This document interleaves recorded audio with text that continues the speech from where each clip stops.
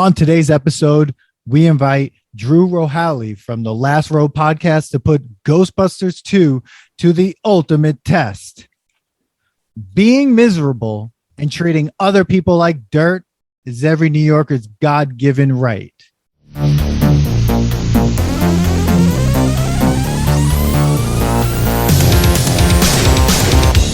Welcome to the Nostalgia Test Podcast, the show where two longtime friends put their mainstream pop culture past to the ultimate test, the Nostalgia Test. You nailed that one, Dan. I nailed that one, everyone. Welcome to the Nostalgia Test Podcast. I'm Dan Dissinger here in LA, and I'm here with my longtime friend and co-host, Manny Coelho. They're in New York. Manny, the old intro's back. Up? I'm trying the to old bring intro that, is bring back. that info drop back, but okay. Manny, how you doing? I'm good. This is it's a season, a spooky season of sequels. Say that 5 times fast. Spooky season of sequels. So before we get into our guest, I just want to say thank you for making me watch this. I'm not sure how I feel. That's the first time you've thanked me in a while for watching. Well, it's because it's been a while, and you reminded me when you brought this up. You reminded me that I actually remembered enjoying this movie. And then you know what I didn't do? Did you watch the first one? First? No, I didn't watch the first one first. But yeah, I kind of wish I did that because I did that with Hocus Pocus, and then we did the Hocus Pocus 2. So that I was able to like right away, distinguish which one I liked more. Mm-hmm. And now I don't remember. And after watching this, it got a little fuzzy. But anyways, here we go, guys. We're here. Before I go into my tangents, we're here with a guest. This is a guest episode. Yes, we have a great guest here. Looking forward to talking about Ghostbusters 2. When you look at the screenshot, there'll be a photo somewhere on Instagram or something. You'll see right there in the background. There's an Easter egg right back there. Vigo is right behind. Vigo Rohaley. It's Vigo. From the Last Row podcast. Drew, thank you so much for being here. You were like the buzzing of flies to him. Oh my God. Thank you so much for being here, Drew. Thanks for having me, guys. It's an honor to be part of the Nostalgia Test podcast. You guys are awesome. I've listened to a bunch of episodes. I was telling you guys before, I love your Mrs. Doubtfire episode. It's amazing. If you guys haven't listened to it, go listen to it.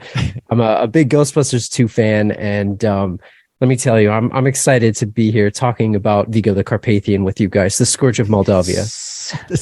So when you say you're a big fan of the 2, do you like it better than the first one? So I look, I'm on the record of saying this. It's not a better movie by any means. The first one is absolutely a better movie, but sometimes I find 2 more fun in some ways because it's kind of stupider and it's kind of sillier. And yes. Because of that, it's more fun. And it's got Vigo. How do you not like a haunted painting? I mean, that's awesome, right? It's a little bit cooler than Gozer, in my opinion. But I don't know. I don't know what you guys think. I think I have to agree with that because I do have to say that I do remember when Dan brought it up, I was like, yo, it was the slime, the dances, and I remember having fun with this movie. And I do agree that the first one, it was better, but this one's just a lot more fun. Yeah. A lot more fun. It laughs at itself almost. I'll go right away. I was skipping right in the middle. Even what they're wearing, they're not wearing the same suits. They went and bought a patch that says that's 2. Holding the 2 on there. I'm like, what is the point of that? Dude, I wrote that before we get too deep. Drew, please tell everyone about your podcast and stuff. Because I have a feeling we're going, but this is going to be fun. Give them a little, yeah. So I co-host a movie podcast called the Last Row podcast, and it's me and my best friend. We grew up in the 90s, a lot like you guys, a lot of the same type of stuff. So that's why I think I gravitate and resonate with your show so much. But we overanalyze sort of rewatchable movies, mostly from the 80s to the 2010s. And we sometimes say it's all the movies that you forgot you loved. And we try to use the movie as sort of a springboard to talk about all these random things, these tangential things, in our Time Cop episode, we broke down the time travel physics and that time travel roller coaster thing. And we tried to analyze that thing and what that even meant. Like, it's hard to describe. We have like a villain scale that we patent we throw all of our movie villains on this thing. We have some categories. I made some trading cards for them. Guys, check out our website, thelastroepodcast.com. Awesome. I made them in the style of the 90s Marvel cards. So I copied them exactly. But I used to work at a movie theater. My co-host used to work at a rental store. So between the two of us, we saw pretty much everything back in the day. And, we've done a lot of like action movies, Bloodsport, Roadhouse. Oh, God. But then we've also done the other opposite side of like 50 Shades of Grey and all that kind of random stuff. So definitely check us out, thelastroepodcast.com. And thanks for letting me plug the show here. But definitely excited to talk to you guys. I'm a big Ghostbusters fan, so I'm pumped. Loved it. I mean, I worked at Hollywood Video. I was the assistant manager at Hollywood Video. I mean, you just like you just take movies out and you just watch them. But like, if people go back and listen to the Bill and Ted episode that we did, the first Bill and Ted episode, there was a big problem with the time travel right in the beginning. We had a whole conversation. I broke down just watching it in the first 30 seconds. I had to like pause the movie and my brain exploded. But like, I feel like, I just want to go back to something you said about like Ghostbusters 2, like that this one was more fun, but you have Vigo, and then Ghostbusters 1, you have Gozer. I feel like with this one, you have Vigo and he's there all the time. So with Gozer, you don't know what it is. Gozer's just there as like this thing, and then you see sort of Gozer at the end. Yeah. And then it's like, oh, that's what we're afraid of, this gymnast.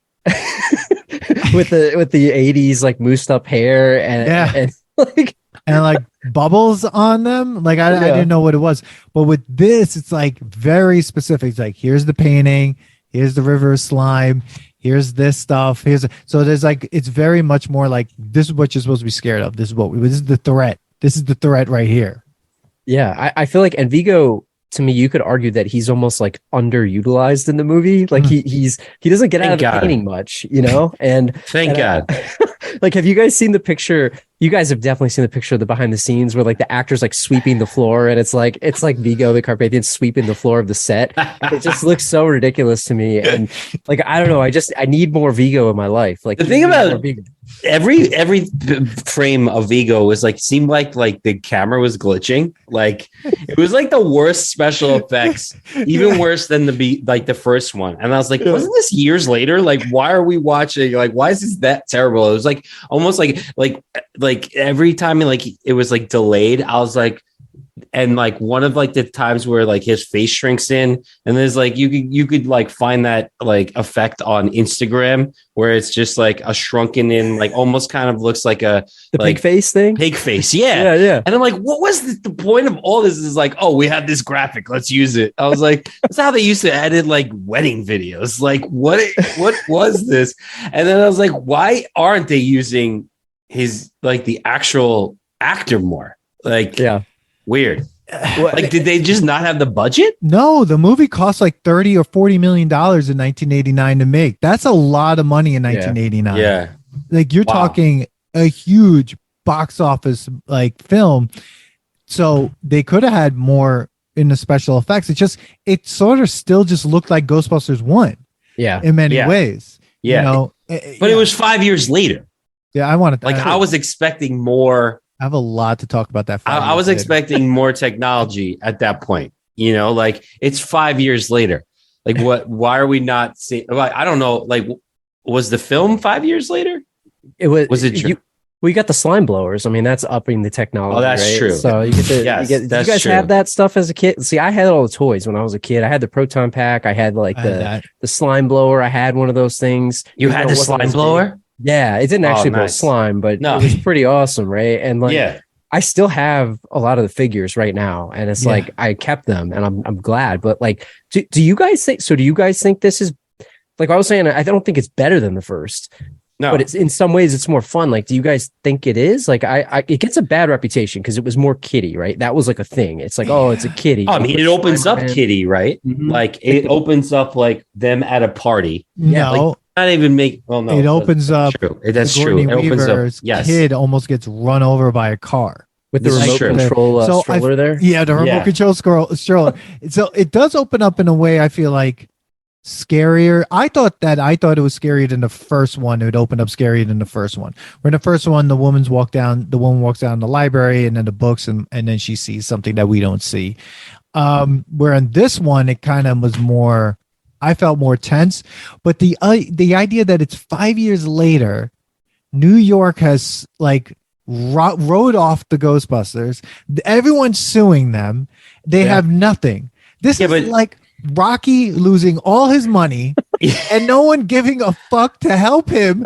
They were just like, he saved the world from the Cold War from 4 to 5. Ghostbusters saves the world, and it's like, fuck these guys. They needed a fall guy, man. They needed the fall guys. Like that mayor's up for re-election. Yeah. I think this is like a really big thing about like, I mean, the whole movie is kind of making fun of New York and like how New Yorkers treated each other then, or even now. But like it opens up with like yelling in New York. Like there's like they like pumped up the volume of those, like them like yelling at each other in the street and stuff like that. And I'm like, what is the point of this scene? And it's like, oh, you're setting up that like New Yorkers are assholes, and we're gonna like, we're just gonna show you an exaggerated version of what it's like in New York. So then that would play on the fact that like, they don't give a shit about the Ghostbusters anymore. Like, oh yeah, they saved our lives, but that was 5 years ago. Like, what have you done for me lately? Yeah. All right. Yeah. We're in New York.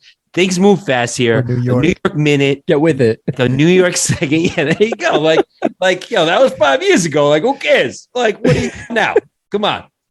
Oh my god! Well, it's funny because like, so I'm from outside of Philly, and I think Philly gets a bad rap too, right? It's similar. I don't know. Oh, don't listen to our Rocky Balboa episode. I know, right? Oh man, you guys are doing well in sports too, man. You guys, congratulations. Well, that's the thing, because and my co-host and I, my best friend and a bunch of my friends, like we used to joke because I mean Philadelphia, it's like Negadelphia, right? Like it's so negative and like there's all this like negative emotion. Like the Eagles lose a game and it's like the end of the world. Like the world is on fire, and we literally have a joke like, dude, it's the river of slime underneath the city of Philadelphia, because like anything bad goes wrong, everybody hates each other. And like right now we're riding high. Wait till the Eagles lose one game, it's gonna be over. It's like, oh yeah, I mean you guys, and you even got Philadelphia.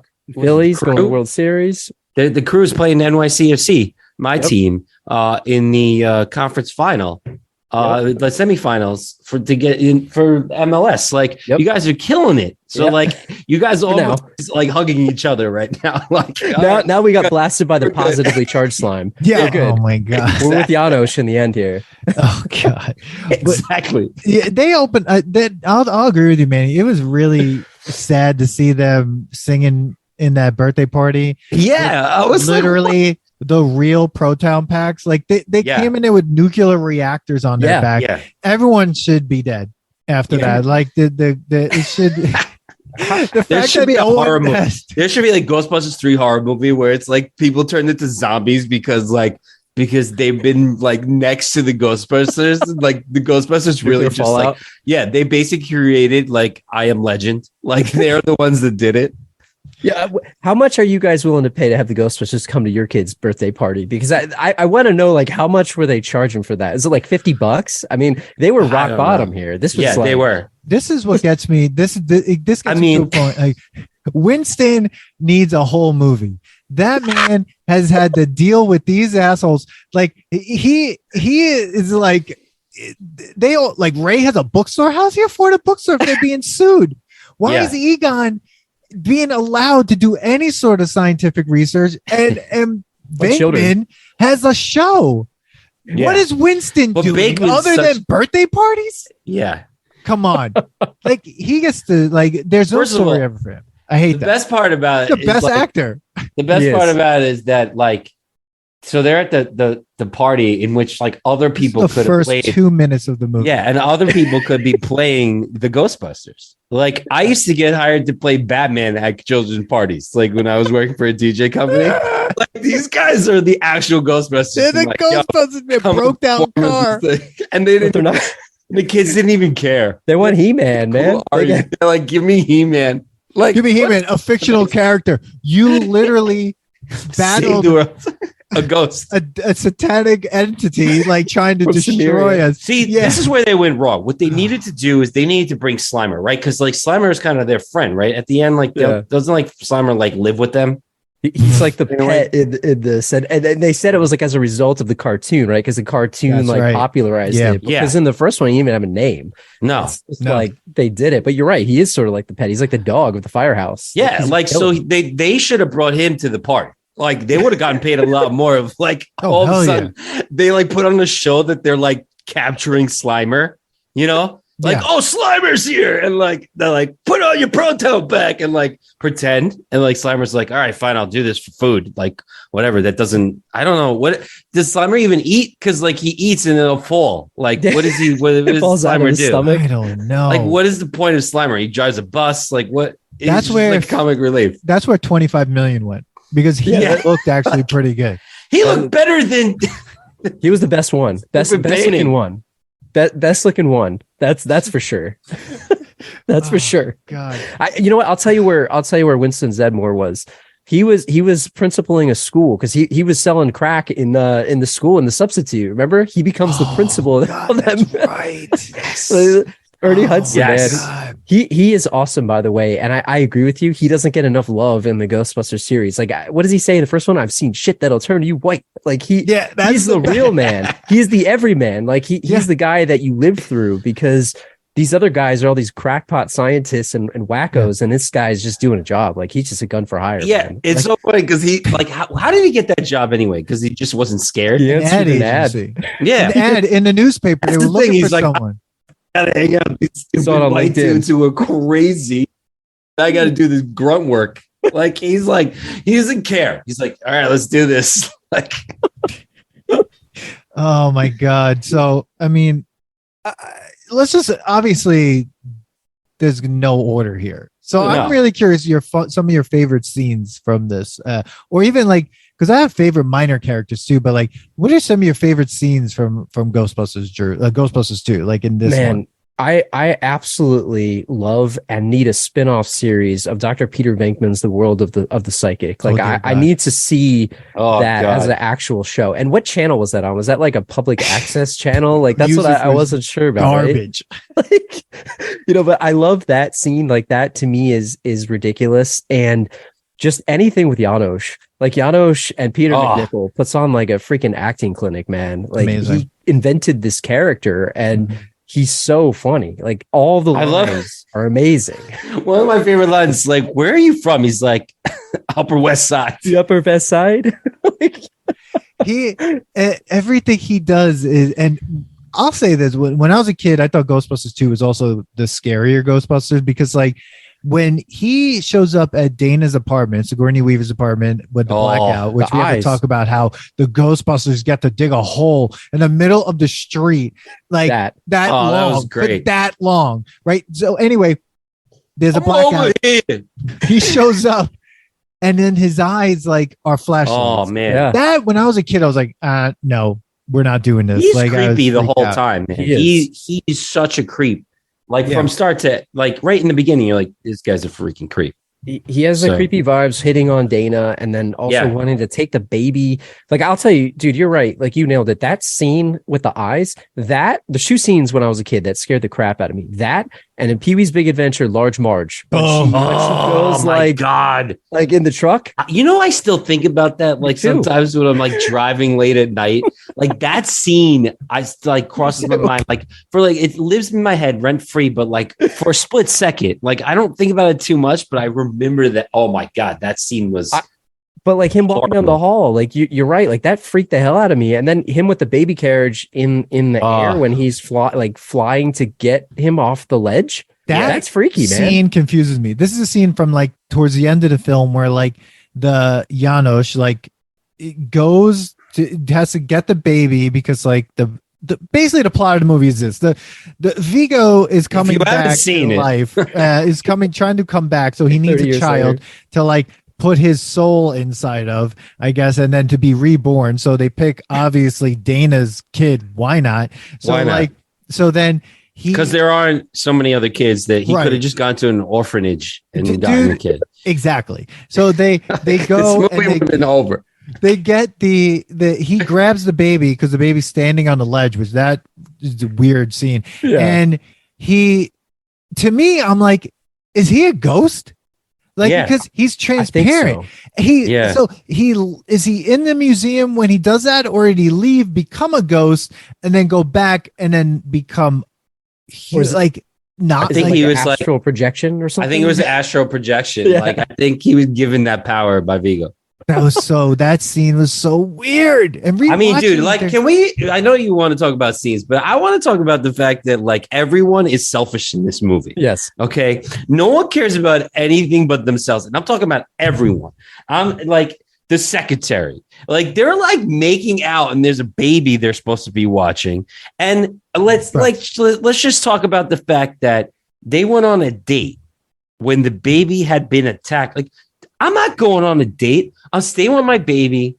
I'm staying locked doors. I am not moving. And she's like, oh, yeah, Peter wants to go on a date, so let's go on a date. And like they're like, Pete, you got to come with us. We found slime. It's crazy. And he's like, do you think we should go? And she's like, she turns around and goes and like gives him the eyes and like gets back in the cab. And he's like, oh, I guess I'm going on a date.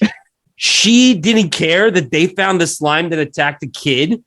And was like, let's stop everything. I want to go too. Like this slime tried to kill my child. I'm fucking going. But aren't they also walking through slime in New York? It's not just in her bathtub. They're collecting it all over Manhattan. So people have to be, this has to be on the news. This has to be on the news. Like, you know, they're talking about like more of this weird pink liquid came out of, I don't know, somewhere. And then like that, you're right, Manny. Like there's a selfishness to this movie that is so ridiculous, but at the same time, it's like we're the only ones that know that there's like some serious shit going on. Everyone else is just like going along their day. Like, oh yeah, we have a date to it too. Like in that selfishness, like some of the stuff that people say, like Egon says this weird thing while they're in her apartment, like I want to run some gynecological tests on her, and then Bill Murray, this movie is like who wouldn't? End scene. That's a very. I was like, is this movie rated R? It's like, well, and it's supposed to be. I think it's PG, isn't it? Isn't it actually? How PG? is it PG? I'm double checking right now because I'm pretty sure. I think PG. in today's standards, things would probably be PG. I think it was pre-PG 13, like the line. Oh, 13 didn't exist. But I think I could be wrong because it's 89, right? And like Spielberg made PG 13. It's borderline, right? Yes, like I remember we did I think it was Gremlins and Spielberg. Spielberg was the one that came up with the PG-13 rating because they were going to rate it R, but he didn't want to lose some of his audience. So he knew that like some of his stuff was too scary for PG. So like this should have been a PG-13 at least. PG. Yeah, see, that's what I thought. Because even there's a lot of movies back in that day where they scare the crap out of you, and you're a kid. It's like, man, I watched this, right? Like I watched the TV edit, but as a kid, but you watch it over and over. But you said something, and we got to go back to it. But the piece about the slime coming out of the plumbing. Like she's in an apartment complex. This is Manhattan, right? It's not like she has like dedicated plumbing to her house. Is this thing like only possessing her plumbing? Like what is going on with the system here? And like there's slime coming out of sewer grates, and I mean it's all down underneath this town. Like I gotta imagine that more people are experiencing this. Why isn't it on the news? It like this would be all over the place. You would think, right? But they're called charlatans, and nobody believes them. So it's like, the reason is New York. In the 80s, they're selfish. We're fucking selfish. Is a trash heap. You can tell by the last scene before she goes to the museum of all the garbage flying around. Like the thing is this. I know New York is dirty. Like I live in LA now, but like, and LA is dirty too, but like, it's not New York dirty. Like when I came out here to look for an apartment and I went back to my apartment in Queens where I was living in Astoria, the one thing I noticed immediately, I was like, Jesus Christ, there's so much garbage on the street. Yeah. So maybe they're just like, oh, what is this liquid? This weird liquid I just walked through? Who knows? When you're in New York, you step in stuff. Like you're walking. You're like, I don't know what this is. I just kicked something that might be someone's hand, and like you're just walking around knowing there's bodies in the river. Like this is the town. This is the city that this shit happened in. So of course, look at the mayor. He's like said like in my intro, like it's everyone's God-given right to treat each other like shit, basically, and everyone's like, yeah, that's New York. Treat each other like garbage. It's your right. Goodbye. Would you vote for this? Like, what is this guy's platform? Because like, I don't get this guy. Like, what does he stand for? Because like, I couldn't understand like what this guy's about. All he's like, you talk about selfish. This guy's selfish. He does nothing for the people, man. This guy sucks. And his freaking his partners, like his Kurt like Fuller? Sidekick was terrible. Yeah, Kurt Fuller, that guy. Yeah, Kurt Fuller, love that guy. Yeah, who, if you haven't seen No Holds Barred, go and see No Holds Barred now. We'll pause the podcast. You could go watch it and then come back, because that was like talk about an acting clinic. That was one of the greatest things I've ever seen in my entire life. That man is a dynamo. But like also from '89. Yeah. I also don't understand. You're right. I don't understand what his platform is, because in the first Ghostbusters, he's like talking to a priest being like, what do I do? What do I do? Or whatever. And he's saying, you know, follow this and whatever. And then this one, he's like, what am I supposed to tell people to be nice to each other? Fuck you. And then he walks slime, out. Man. Like, yeah, it's the slime. It was making him even worse. It's in the water. God. It's in everything. You know, it's there. And I just think that you talk about creepy scenes, like the bathtub when it almost like ate her, and it looked sort of like this weird, like fleshy, like what the hell was that? But it was as if like the slime infused itself into the bathtub, and it was no longer slime; it was controlling the porcelain. Yeah, like that's what it looked like. And you talk about the negativity in the city, like, and this play up of like everyone from New York is angry at each other and all this stuff, right? But how about the Judge Wexler? Oh my God, the Scolari, that whole part is one of my favorite parts of the movie. Like the Scolari brothers, the Scolari brothers was the greatest. Try to murder. Give him the chair. Give him the chair. That was the greatest scene, though. Rick Moranis, another amazing person in this. That scene when he has to do his opening statement, and he's just like, oh, men and women, ladies and gentlemen of the audience and the jury, what do you think? He has like, he tried. Look, you know, I don't think we should be getting angry at my friends here. Like, of course, okay, so the blackout was kind of horrible. I was stuck in an elevator and I had to make. I was like, wait, he's talking about the other day, like shit his pants or something. Like I had to make it, and once I turned into a dog once, and they helped me. Thank you. When they go to the judge's face, love Rick Moranis' face after that was just so classic. I was like, oh my God. Like, but it's amazing. Yo, but his character is amazing. First of all, he's a great actor, and like, it was a shame what happened to his wife, and like, you know, he stepped up and gave up like the time that he was like prime. He gave up acting to be with his daughters, right? His kids. They said he was going to try to make a comeback recently. He was going to be in a couple of movies, but like he was amazing. Like, although I think his character is so like crazy that he's gone, like he's all he cares about is getting laid. But like, he was so good in this one. He was good.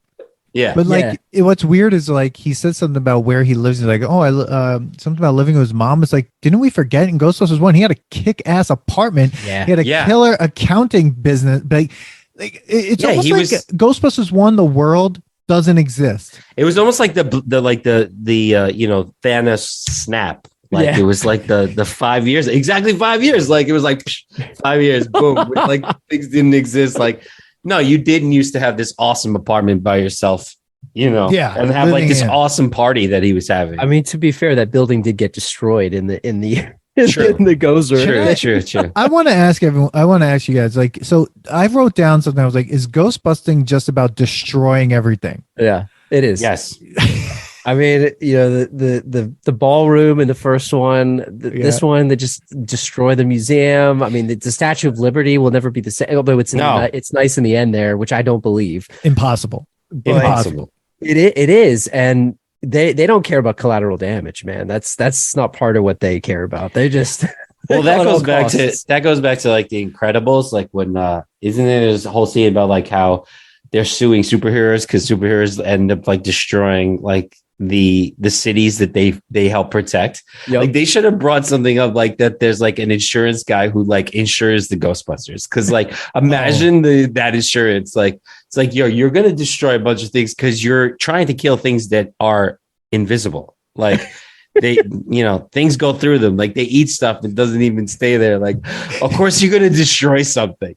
And when they were in that crystal shop, in that jewelry shop, oh god, they set that up to destroy everything in the shop. What was the damage? Yeah, and what was the bill of that? Because like in the first one, right, they give them the bill and they destroyed it, and he's like, I'm not paying this, and he's like, all right, well, we'll just go put this thing right back where it came from. Yeah, like what was the bill of that place, and how much? Yeah, and how do you start to charge for ghost like hunting? Wait, but that's the right? point. Because like that proton costs a lot of money. Like that, they had an invoice. They had an invoice in part one. Like they literally had an invoice writing it down. Well, proton charges and everything. Yeah. Like, and then they have commercials like on TV. Like it should have been this is the most New York reference, but it should have been like Ghostbusters commercial, and then right after that, Dr. Zizmore, and like it's just amazing. Like Dr. Zizmore, like, you know, he was like, go back, an acne like doctor. It was the most New York ever commercial ever. But they're terrible.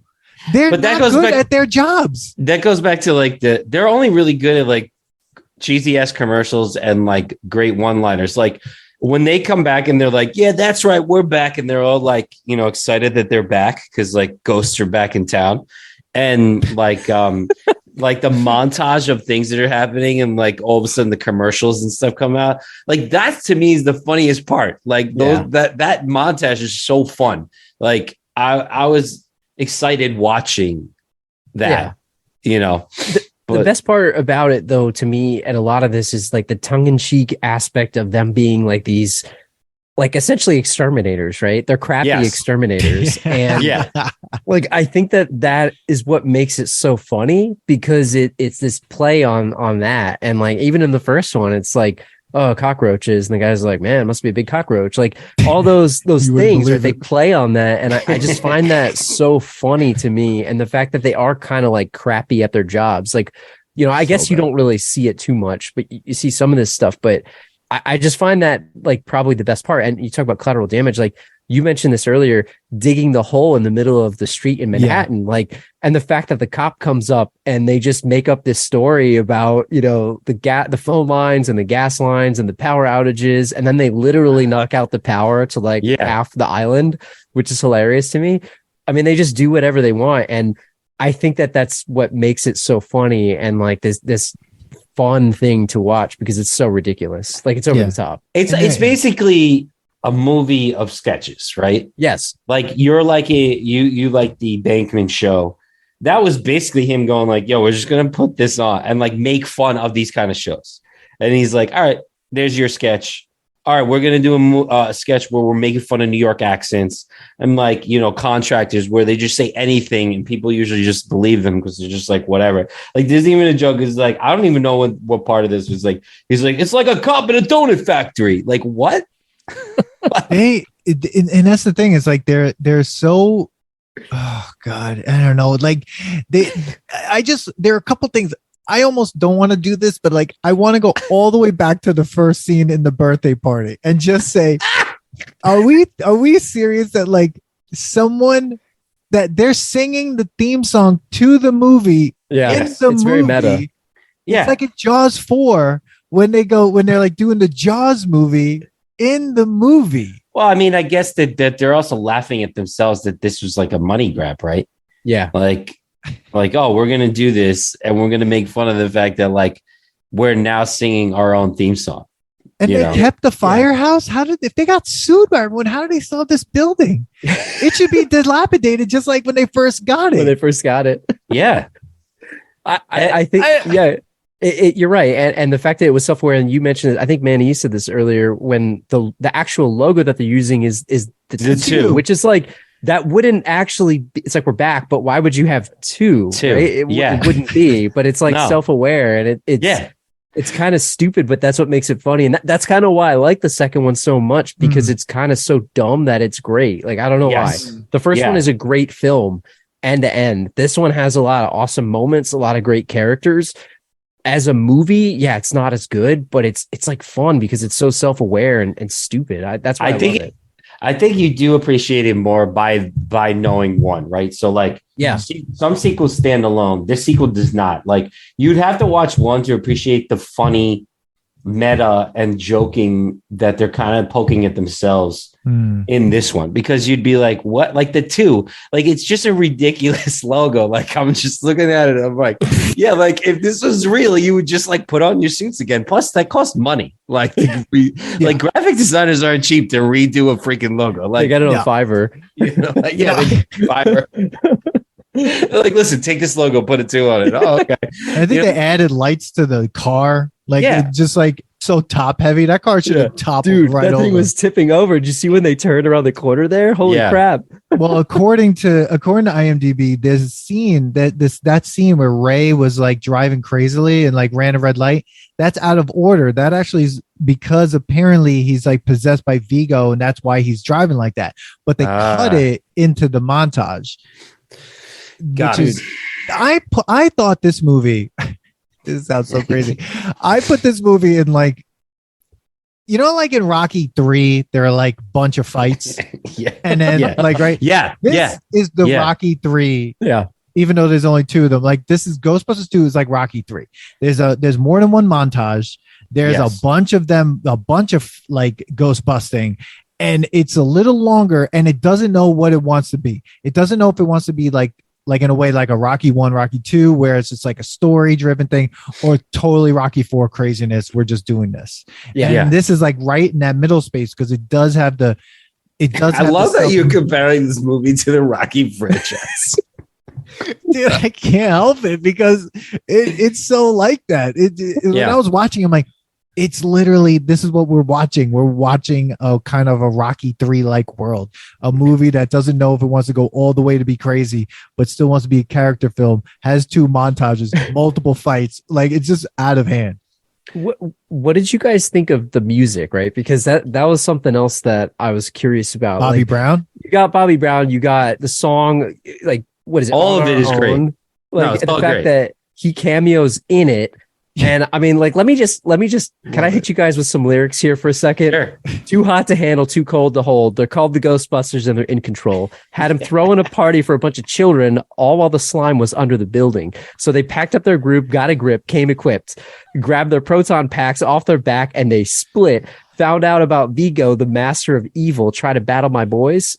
That's not legal. I mean, come on. That's like, come on, guys. Right? I mean, just like that. I'm pretty sure that won an award, by the way. It won a BMI Film Award. Oh, but God. I mean, I like that is up there with like, it's not performed in the movie like, what is it, Ninja Rap and in Turtles with Vanilla Ice, but it was like that kind of moment to me when I'm like, oh, it definitely was. It's just so good. 80s. But that's when that was going on, when I was listening to that, I was thinking of Ninja Rap. Like, it made me like, oh, this is like Ninja Rap. Like, even though it wasn't like set up that way, but it was kind of like that. You're right. I agree with you. That feeling, like you got that feeling. It's like fun, right? And it just had that, like, it's so like 89 is on this cusp of like, is 89 the 90s or is it the 80s? It's like right there on the cusp there. Yeah. But I feel like it was so on brand for that time, where like the movie had a theme song that was sort of performed, and it had like the actual lyrics of like the plot, which is wild. Like, imagine Bobby Brown and Babyface sitting in the theater, sitting in like a studio. I mean, like, man, we gotta like figure out how to work Vigo the Carpathian into this song right now. Like, how are we gonna talk? Like, and they make up like an awesome rhyme about it too, which is so good. But like, I watched this yesterday again, and I like, look, don't give me a reason to watch Ghostbusters 2 again. Like, I'll do it. don't make me do it. And I did. And I had that song in my head all damn day. Like, I was singing it to myself all day. Like, it's such a good song. Oh, It's so good. I mean, you brought up like the other songs, right? Your love, makes me high. Yeah, I mean that. Like, so when I was what I'm trying to say. I was doing a TikTok for my brewery, and I was watching yeast like make bubbles, right? Because that's what happens when the yeast are activating and making the killing the sugar and making alcohol. And I played that song because I'm like, oh, this reminds me of the scene when the slime is like getting higher and like whatever. So I had to play that song because it just was just like all I could think about is Ghostbusters 2. And like, then I keep going back. Like when you brought this up, I was like, actually, I do like this movie. Like the movie's just fun. Like, Yeah. Like you I was gonna rag on this movie, by the way, like right before you said it was fun, because I was like, this movie sucked. Like, yes, as like as movie, a film, it sucks, but like it's just fun. Like it's ridiculous fun. Like I keep looking at that painting behind you, and I'm like, it's so great. I should have put it higher. I wish I had a way to put it up higher, but no, it's great. Right here. It's perfect. It's perfect. But you're saying it's fun, but it's also got those moments that are just like really intense. Like, Egon and Ray almost burned to death in a fire in that, like when they're developing the picture. Yeah. And if Winston guess wasn't who there, comes because in? guess what? Guess who comes Peter's in? out on a date, or Peter's out, or whatever he's doing. Peter doesn't do anything for the Ghostbusters. He is the worst Ghostbuster of all He's time. A pointer. He sucks. Oh, he's terrible. And he has his good one-liners though. Yeah, like what was Winston doing? Just sitting there, and then he's like, oh, and then he like saved them. Johnny on the spot, man. He does everything. I think he just waits. Like he knows like things about to happen. Like Winston's job was to be like, to keep them alive. You sit on the stand line. yeah. Like these guys are amateurs. When I used to do electrical like work, they used to say like union guys, what they do like when they're about to touch like electric that is not AC, it's DC. So like you can like get grabbed on and like not let go. There's a guy who sits there with a 2x4 waiting to hit somebody. That's Winston. That's freaking Winston. He's the guy. Like he got hired. It's like, what do you do? Like, yeah, I hold a 2x4 just in case someone gets like sucked into electrical. Like what? I need to use that. Yo, I get $250 an hour just to sit here. Like wait, and like you know, one day he wants to hit him. Like, oh, I get to hit you for like you're not gonna get mad at me if I hit you in the face all for being electrocuted. No, like that's use that in my real life. Yeah, like that's Winston's job. Like he's just there, like with like, what do I do? It's like, oh, can I come in the photo booth with you? Like, no, stand outside just in case something goes wrong. Like the 2x4 guy. I love that. Oh man, yeah, because it's crazy because the fact that he even does have the stuff with them goes down in that like tunnel, the train tunnel, which God. Scene, you have a bunch of decapitated heads on sticks. Like that freaked me out too. Yeah, I mean, and then he almost gets hit by a ghost train, and then they go, "Hey, did you catch the number on the?" Sorry, I missed it. Well, first of all, it's like on the locomotive. They're like, did you catch the number on the locomotive? First of all, why did they go down there without their proton packs? I would be carrying that everywhere. Like I know it's heavy, but that's a burden worth carrying, man. Yeah. Like you put that on because. Come on, like they knew where they were going, right? Yeah, like knew they were going. Maybe I run into some decapitated heads that I need to blast these things with that. Yeah, but like I don't know. And did they even need to cut the hole in the street then at that point? Because somehow they found a way down, right? They found this like secret passage, I guess. Yeah. I don't know. They find this old train tunnel. Like I just like Peter's that. Plan. That'd have been Peter's plan. Like, let's just drill a hole down to the ground. We'll get away with it. Like, how would you get away with it? And the fact is, like, at that point, where's Winston? And thank God he wasn't there. But like, also, where was he? What are the flashlights? His life. Well, you think he ruined his? They ruined his life. He got sued by the city and state. He answered a want ad in Ghostbusters 1. And now the state of New York is suing him. He's like, son of a bitch. He's like, I signed up for this shit, man. What the yeah. Dude, the flashlights they carried also do nothing. Nothing. Yeah. Right. Nothing. Like they can't see anything. That's the thing. Like, why are you going in that tunnel without being prepared? Like what you're going in to see. It's not like they're gonna go there and be like, oh, nothing's here. Like they're going to see ghosts or something that has to do with ghosts. Like they're looking for the river of slime. They're looking for it. Yeah, but what are you going to do with it once you see it? You jump in it. Obviously, that's what you do. You crazy thing. Like they jumped in it. Like, what did you think about it? Like turning them into like raging like they're gonna kill each other, right? And then they take the clothes off, and then they're okay now. Like that's cool. The best is they take their clothes off, but it's still covered in slime. Their face. It's still on their face, which is going into their skin. Yeah. But like they're fine because they took their clothes out. So it only makes you angry if it's on your clothes. And then how did they find Peter? Like, how did they even know? Oh, that was an awesome scene too. That kind of reminded me of the Doubtfire scene too, like the flying shrimp, like when he goes like this, and like the slime goes everywhere. Like, oh, it's great. And I love that she's pissed off, right? She's mad, but I'm like, this is literally like the thing that you wanted. Like your kid was being killed by a tub that turned into a pink monster because of the slime, and you're upset that your date was just ruined. Again, selfish. She doesn't get a lot of nights out, Manny. I mean, she does. This is one night out on the town. It's it's. But she's selfish. That's why she's divorced, because the guy who had the baby with her, she was selfish. She wanted to go on dates. The guy's like, we need to take care of this kid. Like, no, let's leave him at home. He took a job in another country. Was there a custody battle over this kid? That's what I really obviously not. Like, he was just like, definitely I'm out of should here. Lose that custody. Good thing Lewis wasn't her lawyer. Yeah. Dana got some great jobs though, because like she went from being in an orchestra to then being a restoration specialist at the museum at the museum, and then back into the orchestra. I'm like, I'm pretty sure that you need to be a specialist to get that job to like restore like paintings by Gauguin. I was going to ask you, like, how did she train for that? Like, did Janos just want to hook up with her, so he gave her the job? Like, how do you get that job? Because she could have really messed that thing up, right? Oh, yeah, well, absolutely. Maybe they felt pity for her that she almost she turned into a ghost, like a dog, and they were like, "Oh, you have some crazy story." Yeah, that never bothers her. That never comes up. Like, never. She's just like.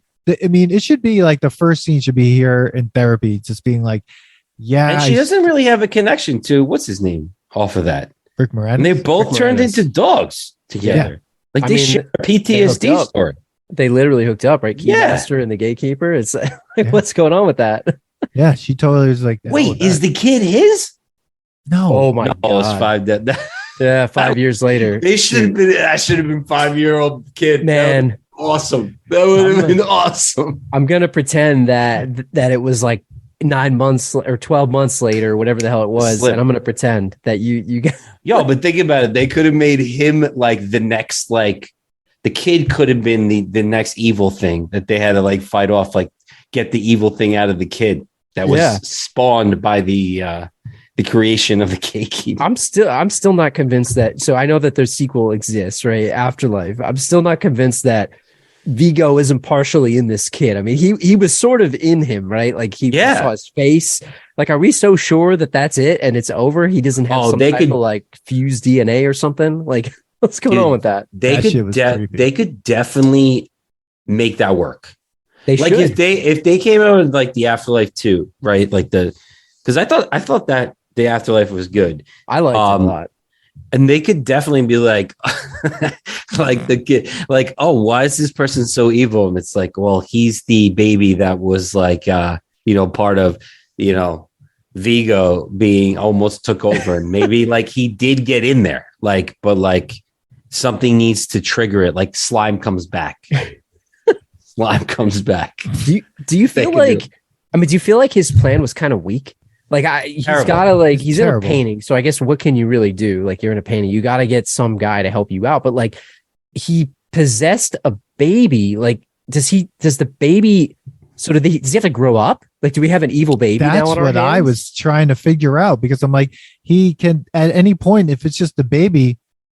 It sounds terrible, but we could just do what you got. Rid of that baby. You know what I mean? Because like, what are you going to do? Like, it's like, I guess we have to bring this baby up unless it just becomes an adult. But I don't think so, because they were talking about bringing the child up, her and like Balki's cousin, like, Balki's cousin. In my brain, Janos goes back to the apartment and Balki's there. Like, that's how I see cousin it. Larry. That's the accent. Like, where are you from?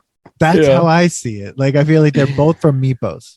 I mean, Meatballs. think about that, right? Because he's got what, this baby's, I think they said what, 9 months old or something. Yeah. You got to at least, like, at what point can you actually do some stuff? Be 12, Yeah, like rule the maybe? world.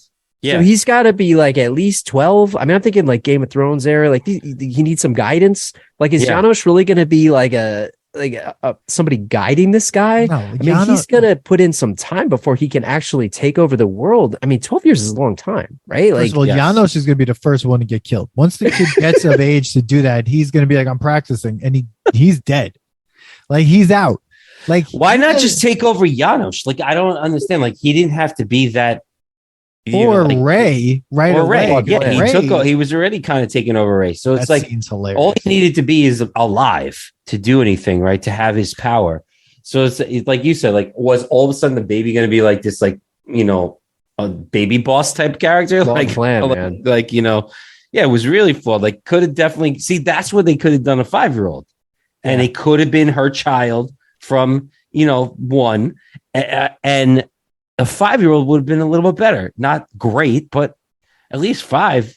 No, because then you have to deal with the kid. Like, I like the baby because the baby has no lines. It's just there, and every now and then they put the camera on it. Like other than that, like then you have to like actually like, you know, full house it. And now we got to like listen to the baby. The twins. Yeah, like you know, like to me, it's like, well, maybe the baby is still the like evilish baby from the spawn of the gatekeepers, and like, you know, so like she has them locked away, and I'm like, it's like a Pet Cemetery situation, like where the kid's like possessed and he's running around with like a knife or something. Yeah, I mean, they don't call him the Scourge of Carpathia for nothing. Vigo the Cruel, Vigo the Torturer. But here's the thing: like, he was able to control that slime from the painting. Why couldn't he do other things? Yeah, like make monsters out of the slime. Like he was controlling the bathtub there. I don't know. Yeah, like he turned what's his name into a babysitter ghost. You know, like Mary Poppins, like evil twin. Like, why is he not doing that to everyone? Like, from the painting? Like, I don't know. Like, you know, it's very weird because I also felt like the painting changed sizes like throughout the movie. Yeah, it did. It got big. It was small. It was big. I was like, there's no continuity. The last painting is terrible. Well, like, they said so he died in the 17th century and he inherited, or he possessed the painting. So I'm assuming his painting is from the 17th century too, but how does that thing live on that long in the basement of like how does that thing make it through I guess they had a lot of people restoring it to perfect make it condition. And like, are people like the cult of Vigo, like they kept it alive because they were like, and how come he hasn't tried to do this before? Yeah, well, maybe he did. Maybe he did, and we just didn't know about it. I need a prequel. We need a prequel that goes through. Yeah, somewhere in like year 3 of their like where they're going through their lawsuits, and like, you know, we get the prequel of where the painting is, because what's so funny about these movies in the 80s and stuff, when like they use computers, like when Egon brings up like, see, I looked them up last night on this, like it's like a site, like a website or something, like Tobin's, it's a floppy disk, and this guy, he's like, here, it's like a small paragraph, like, ooh. It's like, and it's like no information, and they have like they talk about like how he was like executed. I'm like, oh man, just before his head died. It's like, this is a PG film. You just talked about someone being quartered and hung and shot. First of all, shot. It's the 17th. It's like the 7th. Like, where in that time period is there a gun? I guess. I guess a crossbow. He definitely got shot with something.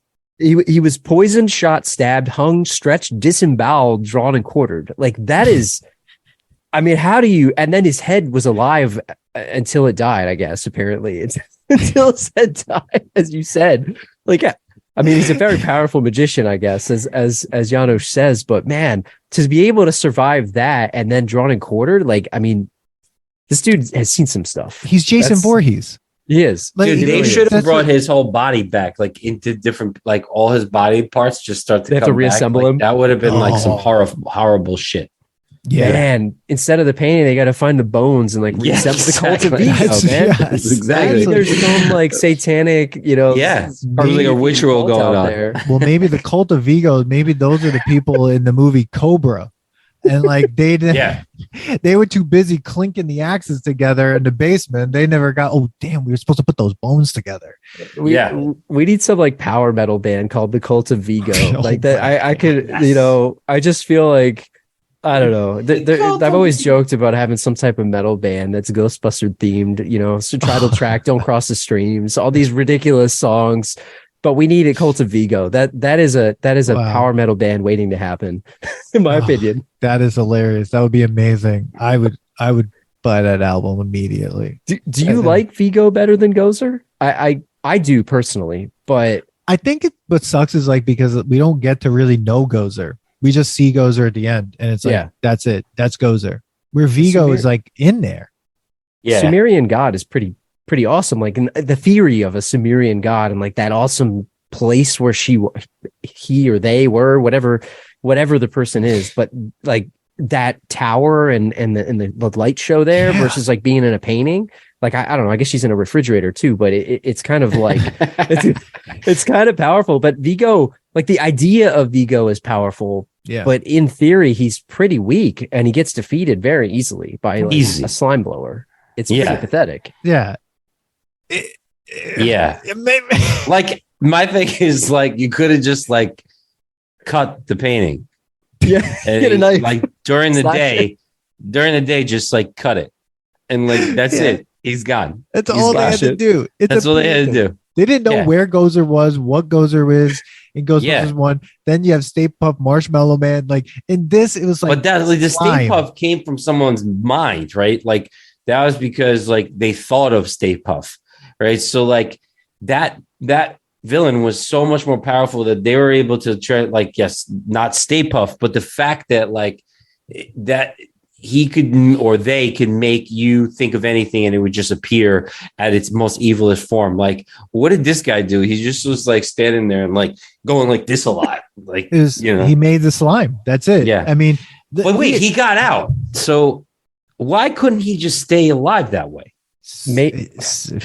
It's a tough one. Maybe because he was like partially possessed the kid for like half a minute and it was close to midnight or something. They never explain it. And how he gets out is beyond me. Because he gets out. So then I'm thinking, is that kind of like, oh, you're now breathing like this century's air. So you're going to like wither away. So you need to get into someone younger of this century or else you're just going to die because you stepped out of the painting for a moment. It's like so the century immune system. Yeah, like the painting was like keeping him like frozen basically, and now he's thawed out, and it's like oh shit, and like everything's like catching up. Like I was not sure what was going. I was like, oh wait, he's alive. Like he's moving things with his hand. Like he could do whatever. And that's the thing right there. Like if you had enough time, like could you just like walk outside and like possess somebody young? Yeah, or just Janosch. Or yeah, exactly. This guy is the worst villain. He is a. Can we talk about the vacuum hoses that picked her up? Like where did that come from? What the fuck was that? I was like, they have that hanging from the ceiling? Prop ever. Yeah. Like all of a sudden, I'm like, does this restore paintings? Like, what is this?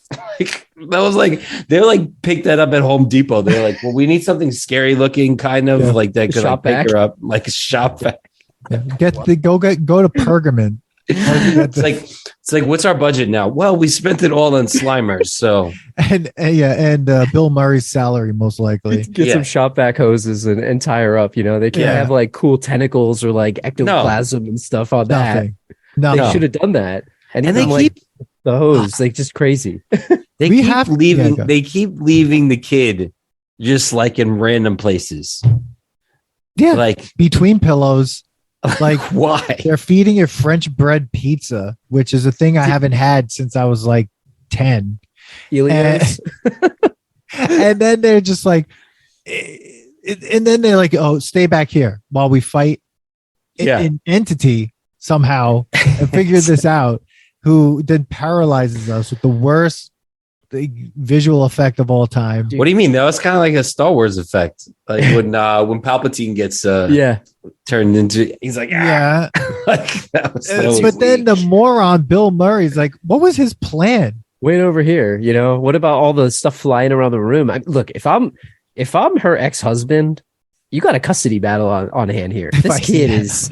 This is like negligent behavior here. This is unless he doesn't want the kid, you know, but maybe that's why he flew away to Europe or whatever. But he's got a case on his hands here to get this kid back in a custody battle because they do not take care of this kid at all. Dude, and like the trauma of growing up, like is this gonna mess him up? Horrifying, most likely. But we have to talk about the scene of this movie that is the most memorable. Oh yes, it's bringing slime time. The statue. Wait, before you go into that, the toaster scene. The toaster scene. The toaster scene's phenomenal. The power it's of so good, iconic. When you learn the power of the slime, of the good part of the slime. Like, did the toaster make toast out of the slime? Yes. At the end, the toast comes out. Wow. So it was slime toast? I was wondering if they were going to use it as like a spread, like, you know, like a jelly or something. Yeah, I didn't. I don't know where you didn't see the bread go in it, but somehow the bread came out. And they talked about sleeping with the slime. Yes. I need to understand that. Why is Ray so freaking weird? That was Egon. Like, what is wrong with those two? Like, I get it, science, but like, there's a level that you just stop at. His science experiment in the beginning of like torturing people, like I'm just gonna keep him in there and keep raising the temperature in the room. That's horrifying. What do you? Yes. What is that? That was crazy.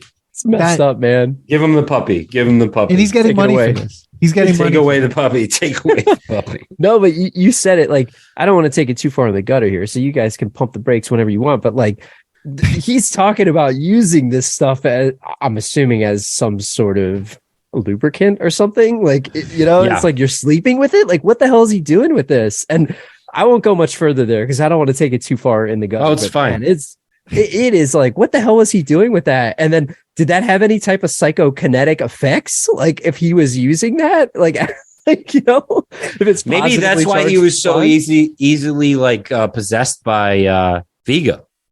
Because like to me, like Vigo was controlling the slime. So even when the toaster, I was like, does he feel where the slime is? It's like a symbiote. Is he like thing? Is he like connected? Okay, is it an excretion from Vigo that is like no, because like you know where I'm going with like here's the thing. Yeah, I know. But why is the slime existing?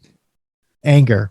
Okay, but like so what came first, the slime or the Vigo? Well, the painting's been existing. Yeah, so like was there slime next to the painting all the time? Or are these just two different like things and he was able to like manipulate the slime? Because like why is all of a sudden there a river and like this painting is like alive all of a sudden? Or like did the slime activate the painting? I like your theory we never get secretion. Yeah.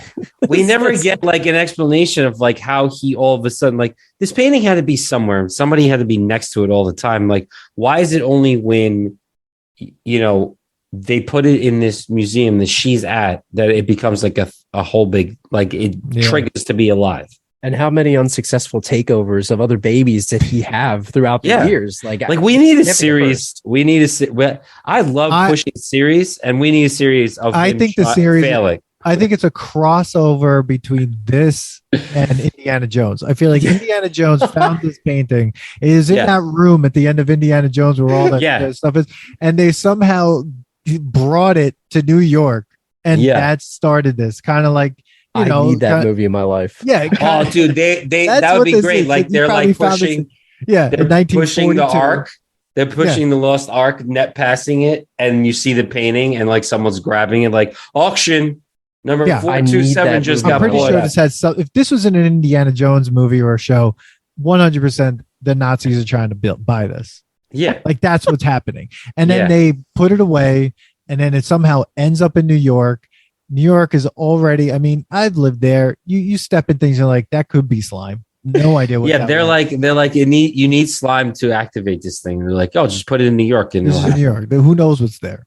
Yeah. So they, because I'm sure like that slime has been there. It like filled up the entire train line, like 100%. Like maybe the slime was already there because it just seemed like that was there. I think it starts in North Jersey, man. I mean, I've driven through there. You go back past Newark, like you can smell it when you drive through there. I guess like it started, and then like the anger just kept making it bigger and bigger and bigger and bigger. So. I just could, man, this movie is so fun. So then it goes to, here's the part, Dan, say it, like where the Statue of Liberty. Best part. He says it's slime time. No, first of all, they're all trying to figure out how to do this. And they're just like, that license plate is what gives them the idea. Now, the new license plate symbol is garbage. Mm-hmm. So if it was the new license plate, what the hell would they have done? They would have been screwed. They would have stared at it. That's why it's such a great timepiece. I want to know how long it took them to get to the fucking Statue of Liberty. Like they're waiting for the ferry. Did they take the ferry? Nothing. Yeah. Time means nothing in this film. Yeah. It's not like they got a helicopter. Cops kind of like them, but not like, it's New Year's, right? They only had till midnight. It's right? New Year's. When the clock turned, that's when it was over. It's New Year's. The ferry's not closed. running. No, it's New Year's. No. Like people are busy. And then it's New Year's. Break into it. And I could tell you this. If I saw the Statue of Liberty coming down, and I'm like, wait, that's not a fake Statue of Liberty. That's the real one. First of all, that thing would be like destroying buildings. The whole city would have came down. Yeah, there's terrible collateral damage. They're using a Nintendo controller. They don't care. The Nintendo controller was great. What's it hooked up to? They had what is it? Electrodes.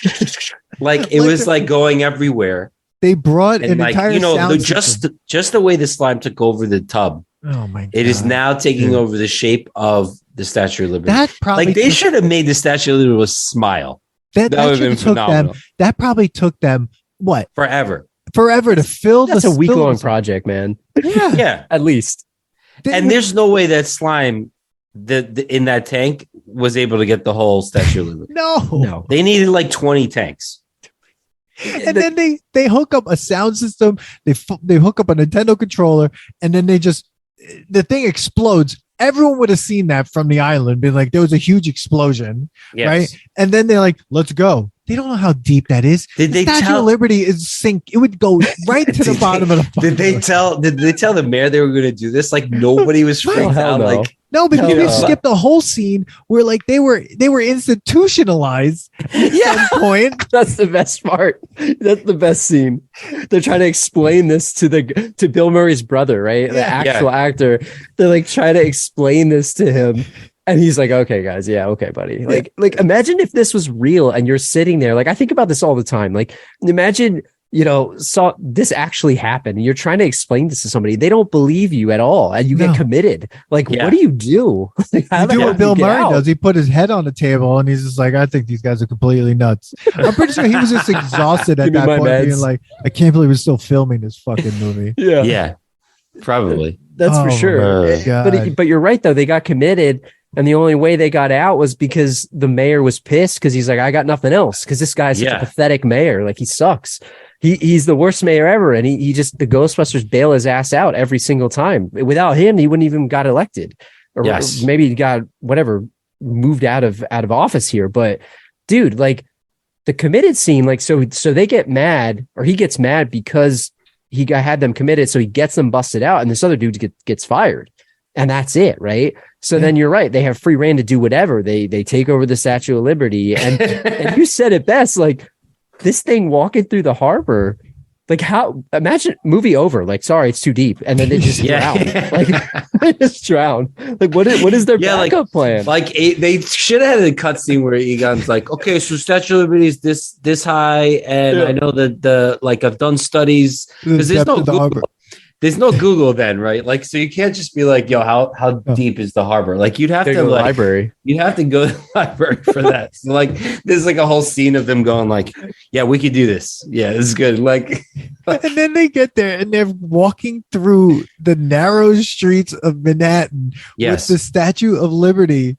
And it's like people are loving it. people, this is what New York, this is the problem with New Yorkers. Like, I'm from New York. If we saw this, one, people would run. Two, whoever has a gun would start shooting at it. And three, this thing would have destroyed Manhattan in 2 seconds. Like it would have just been, and then it gets to the museum, destroys it. Yes, Everything they do is destroying things. They just destroyed the museum. But then they had like the coolest rope, the longest ropes ever. The ropes. To like, where did those come freaking from? Mission Impossible shit. Yeah. Yeah, I'm like, why do you need the Statue of Liberty for this? Like, you could have just done this yourself.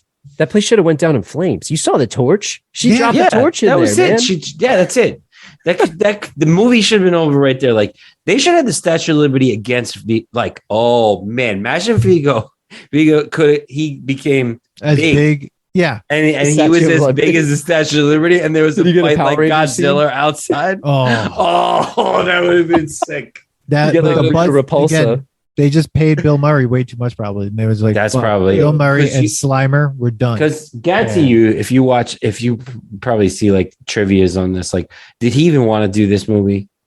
Well, I know he didn't really want to do Ghostbusters 1. They had a hard time trying to get him to do that one. He just showed up, right? Like they weren't sure. They're the first day of shooting, and they're like, "Is he going to show up?" They're like, "Oh, yeah." Here. They didn't even know, and he just came. But like the second one, they must have been paid him a boatload of money to be in it. And he's probably like, "I'm just going to be an asshole this whole movie." Like I'm going on a date. Like they're like, "No, we're shooting a movie." He's like, "No, you're going on a date. We're going to a restaurant. I don't really need to be part of this." I'm gonna get covered in slime. I'm not going in the sewer. This is not happening. Like, I'm not getting by a ghost train. Yeah. No. You're gonna put me in this, and then I'll be in like 4 scenes. Like, that's it. And I'm gonna do like a funny skit where I make fun of TV shows. But I like the concept too, like of Louis Tully. Like, so I think we talk about Rick Moranis as an underrated character, but did you like him becoming a Ghostbuster? And like, he did it. Like, I did it. Like, he just coincidentally timed with the lifting of the slime dome or whatever the hell you want to call it. And he thinks he did it, and he became a Ghostbuster, and like, he got Janine's heart. And like, that whole love story was so weird to me, and it made no sense. It didn't need to be in there, but it didn't need to be in there. It was stupid that they were making out while they're supposed to watch a baby that was being attacked by ghosts.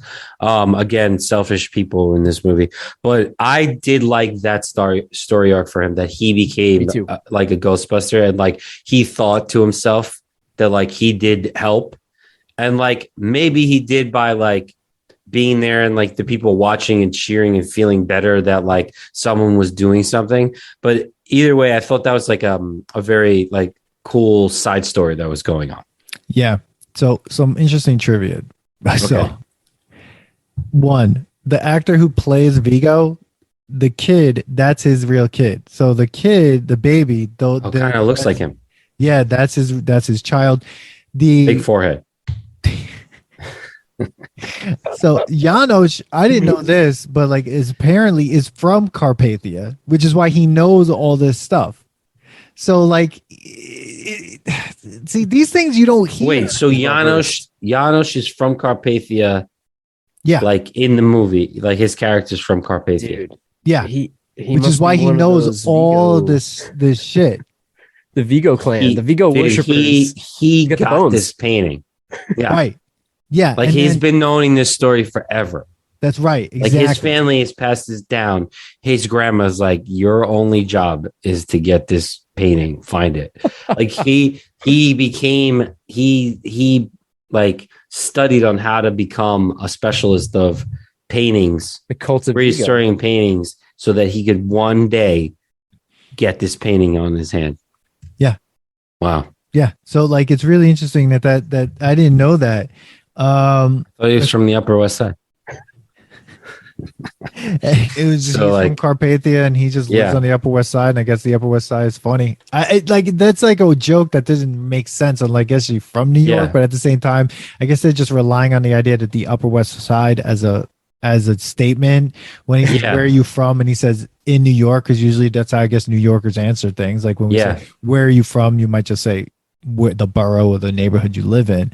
But yeah, he made a meal out of that character because like I think there was it was like Benicio del Toro and like Usual Suspects. Like there's nothing there. Yeah. And Yeah. he made it something. You know, That's but, you Just made an know, Oscar. flip them for real. yeah.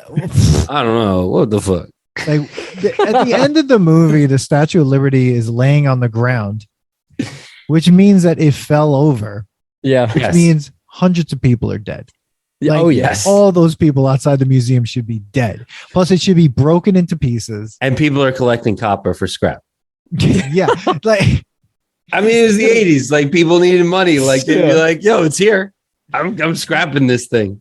oh my Looters, man. God. Any scenario where there's a disaster, you get the looters running. But Yeah. doesn't it winds back up on Ellis Island again? Yes. Perfect condition. Yeah, right at the Liberty end. Island, whatever, right? So does that imply that they sprayed it again with slime, added more music, and then walked it back? Like, Yes. how did they get it back to the island? That's the only I way. mean, like, yeah, they had to have a parade, right? Because, like, if you imagine, like, at the end, you know who had to do it? Winston had to do it.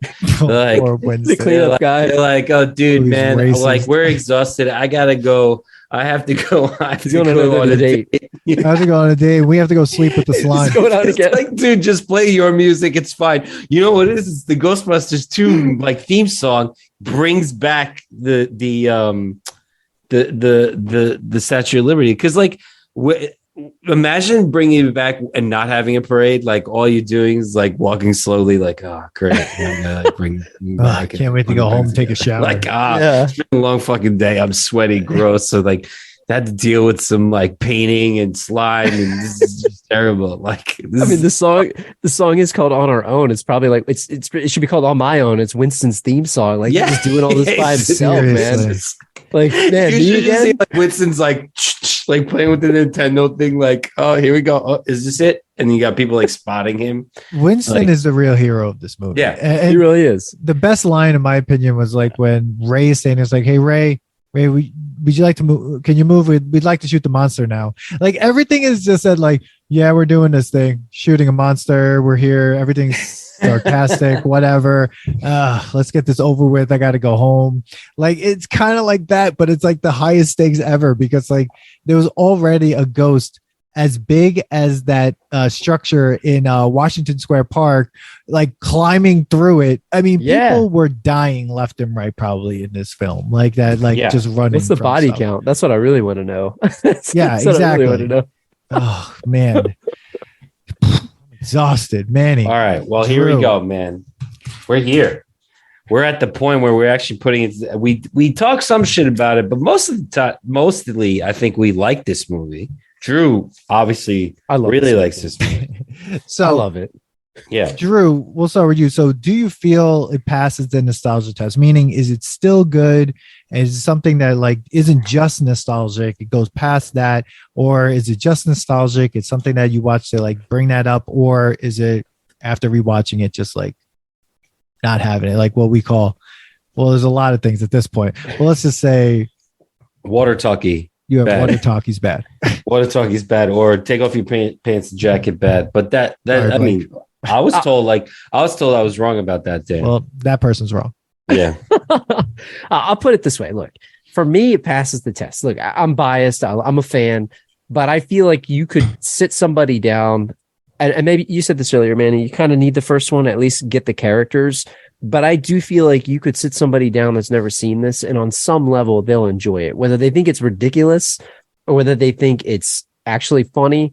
There's a lot of moments in it, and there's a lot of like bit characters, and there's a lot of lines. Like it's very quotable of a movie. Yes. And I Yeah. feel like the quotes and the wittiness of the characters and like, yeah, everyone's selfish, but the chemistry of all these people is so good.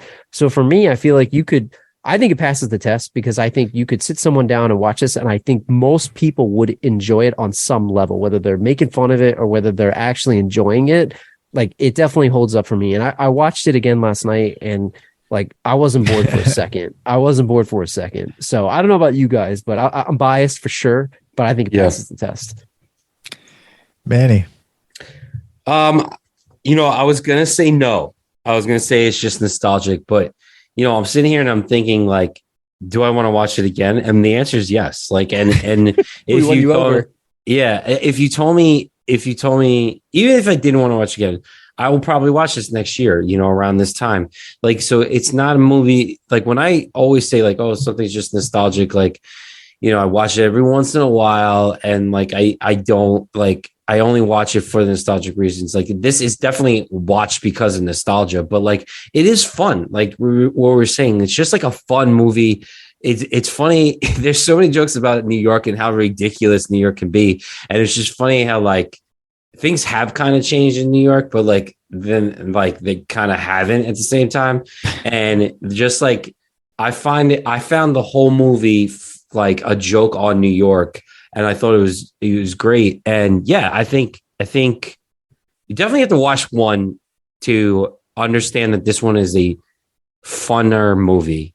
If you just watch it standalone, I think you'd be like, this movie is like really stupid and campy. But like, I do agree that it's fun. And I wanted to say no, but it definitely does because I want to watch it again. Like I'm okay with watching it again. Like when I say it doesn't pass the test, I definitely don't want to watch it again. But like this does. Like I have to want. Like I wish I could say I don't want to watch it again, but I want to watch it again. Like I want to watch the toaster scene. I want to watch them saying it's slime time and spraying the freaking Statue of Liberty. And even though that's bad, like so stupid that scene is so ridiculous, there is some sort of like. Yeah, it's the Statue of Liberty, like, yeah. And like when they do look at the plate, it reminded me of like the olden license plates and like how that was a symbol of like New York and just the symbol in the United States. But like, especially like growing up in this area, like seeing that license plate all the time, like it's a good one. I like it. It gets me. So. I mean, I'm agreeing. I think it passes the nostalgia test. I think it's like a really fun movie, and I think it holds up. It's really funny. I think it's one of those movies that over time got better, and people liked it more over time. I don't think it made a lot of money. I mean, it made over $200 million. I mean, but it made less money than the first one. But you're talking about a sequel to, as a sequel, that's a success. I think it's so much, but there's so many things we didn't even talk about that are still like, I'm thinking about the woman who said she had a drink with an alien at the Holiday Inn. She was a gem. Paramus. That woman was Paramus. That woman was amazing. That whole scene, the guy who said that the end of the world was going to happen. That he's another great actor who, the one of the parents in Transformers series as well. Yeah. And I just everything about the film itself is just hilarious because the world is just so ridiculous, but it looks so real because the way it's shot in that 80s way, because so like it's in the real world. It's not like they're green screened. Everything else is pumped into it instead of the world around them being pumped into it. So it's kind of interesting to be able to kind of see that, and that makes it a little more enjoyable for me.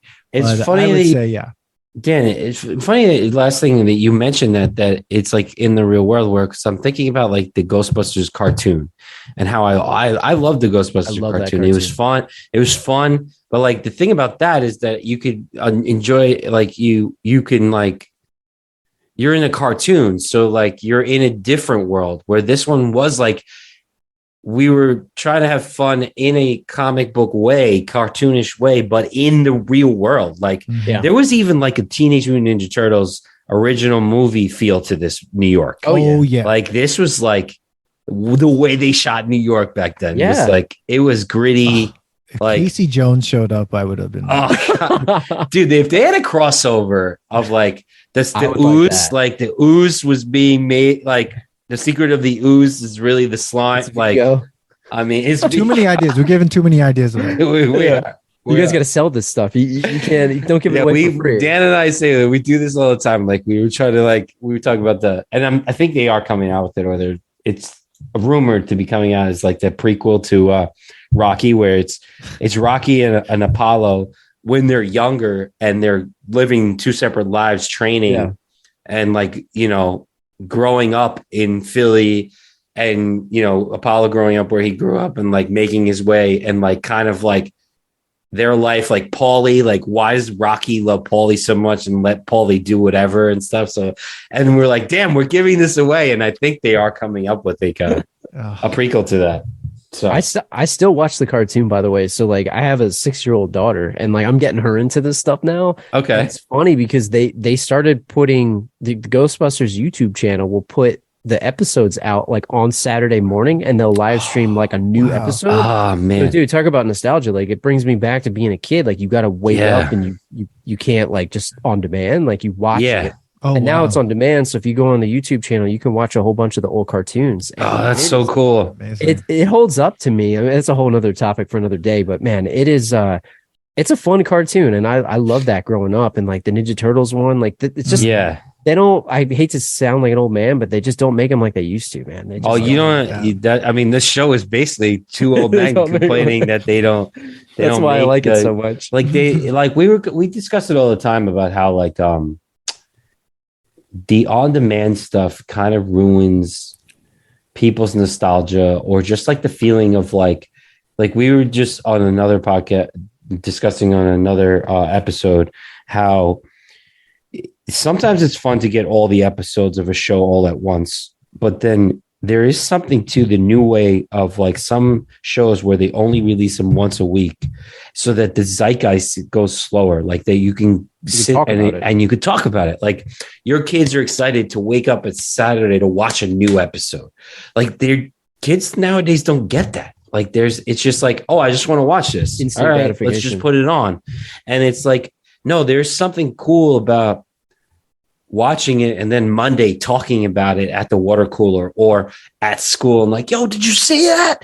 No, I didn't get to see it. Oh man, you got to check it out. It was crazy, blah, blah, blah. And then you're like, oh, I can't wait for the next episode. Where like, well, the episode that we were just talking about was Stranger Things. Like Stranger Things is cool, but like there is something, I kind of almost hate that we get all the episodes, because either I got to binge it or else I'm not keeping up. Right. And you can go on spoiled.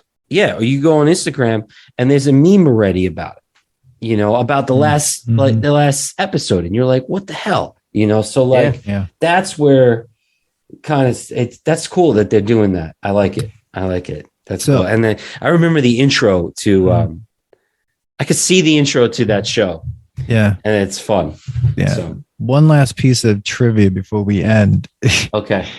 Carpathia was also the name of the ship that rescued the survivors from the Titanic, which appears in the film. There you go. Oh, wow.